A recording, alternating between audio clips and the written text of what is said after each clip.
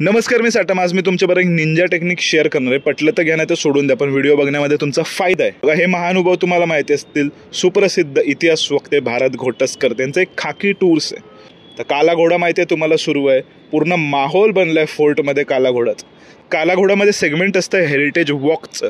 तर बघा, हेरिटेज वॉकच्या अंतर्गत तुम्हाला मुंबई आणि मुंबईच्या आसपासच्या बऱ्याच गोष्टींबद्दलची माहिती दिली जाते. पण ह्यामध्येच एक इंटरेस्टिंग गोष्ट आहे, ती म्हणजे फोर्ट दर्शन, ज्याच्यामध्ये तुम्हाला AC बसमध्ये बसून निवांतपणे एक व्यक्ती पूर्ण फोर्टचं दर्शन घडवतो. निवडक 20 ते 30 जणांसाठी पास अवेलेबल असतात. दुपारी 1 ते 2 वाजता जाऊन तुम्हाला हेरिटेज डेस्कच्या बाहेर लाईन लावायला लागणार, कारण प्रत्येकाला आता बऱ्यापैकी कळलेलं आहे की पास कुठे मिळतो, कधी मिळतो आणि कधी लाईन लावावी लागते, तरच तुम्हाला बसचा पास मिळेल. प्रत्येक व्यक्तीला 2 पास दिले जातात आणि जवळपास 5 ते 6 व्यक्ती पहिले जे असतात ना, ते बसचे पास घेऊन जातात. त्यामुळे मग पास शिल्लक उरत नाहीत. तर बघा, 26, 27 आणि 28 या 3 दिवशी फोर्ट दर्शनचा वॉक्स अवेलेबल आहे.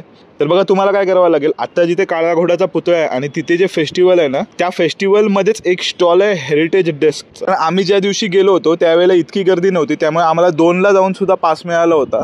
पण कदाचित आता 1 वाजता तुम्हाला जाऊन तिथे उभं राहावं लागेल, तरच तुम्हाला तो पास मिळेल.